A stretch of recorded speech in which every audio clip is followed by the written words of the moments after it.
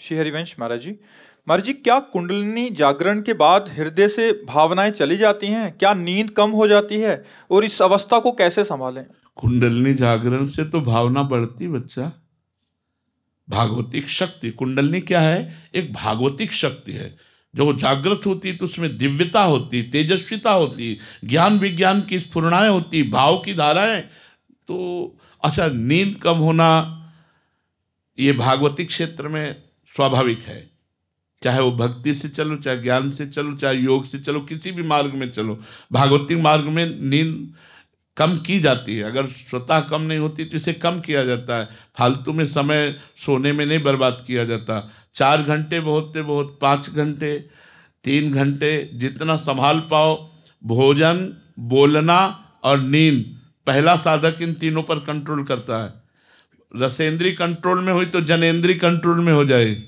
तो भोजन तो जनेंद्री भी कंट्रोल में हो गई। वाकेंद्री, बोलना, इससे भारी अपराध बनते हैं, वाणी से हम ज़्यादा अपराध बनते हैं। सुनना, बहुत प्रपंच नहीं सुनना चाहिए। तो इसमें नींद पर काबू करना तो हर साधक का कार्य है। और जब आगे चलकर स्वतः नींद खत्म हो जाती है, धीरे धीरे वो सत्वगुण बना रहता है, तो निद्रा, आलस्य, प्रमाद की कोई गुंजाइश नहीं रहती, जो भगवत चिंतन परायण रहता है। लेकिन ये बात कि कुंडलिनी जागरण होने पर भाव खत्म होने लगते हैं, ऐसा तो मुझे नहीं लगता।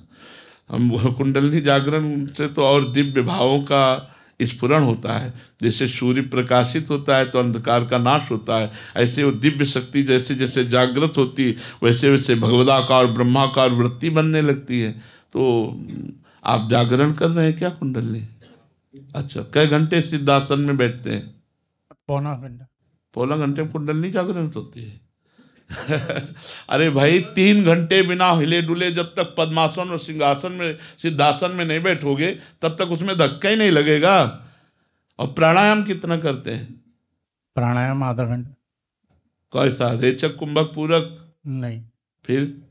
नहीं महाराज जी, आपने लिखा है कि कुंडलिनी की बात की अवस्था को अभी कैसे संभाल। काहे को मजाक, अभी कुंडलिनी जागरण की तुम बात कर रहे हो, अभी उसमें धक्का नहीं लगा यार।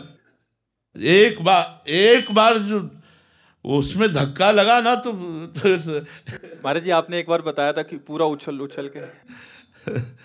अरे भैया, 6 घंटा एक आसन पर, 6 घंटे एक आसन पर, हिलना नहीं, डुलना नहीं, और भगवदाकार वृत्ति, मंत्राकार वृत्ति, ऐसे को 90 प्राणायाम, रेचक, पूरक, कुंभक।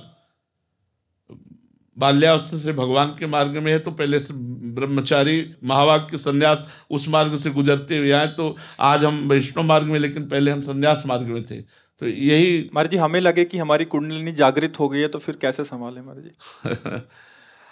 भैया, जब कुंडलिनी जागृत होती है ना, तो संभालने की शक्ति उसी में विराजमान है।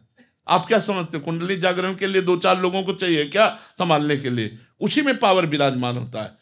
वो भले उठा के कितना भी पटक दे, चाहे जितना, उसमें पूरी सामर्थ्य रहती। कोई ऐसा तो नहीं कुंडलिनी जागरण वाला पागल हो गया, खोपड़ी खराब हो गई, ऐसा। हाँ, प्रारंभिक कुंडलिनी जागरण में यदि कहीं गलती हो गई तो व्यभिचारी बन जाएगा वो।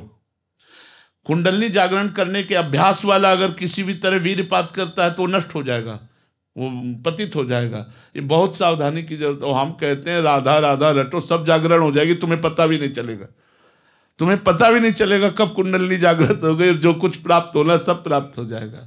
अब मान लो हमारी बात, राधा राधा जपो और आसनों पर बैठो, आसनों पर बैठने का अभ्यास करो। अभी तो आप क्लास ही नहीं कर पाए। 3 घंटे बिना हिले डुले, ऐसे भी नहीं करना, 3 घंटे बिल्कुल एक आसन पे, तब उसमें धक्का लगता है कुंडलिनी में। जब प्राणायाम, रेचक, पूरक, कुंभक, इन प्राणायामों के द्वारा तब उसमें धक्का, वो सोई हुई कुंडलिनी को धक्का लगता है, तब वो तो होश बदल जाते हैं। रात दिन मंत्राकार वृत्ति, पवित्र आचरण, पवित्र व्यवहार, किसी से कोई मतलब नहीं, तब ऐसे। ठीक है, प्रयासरत रहो आप।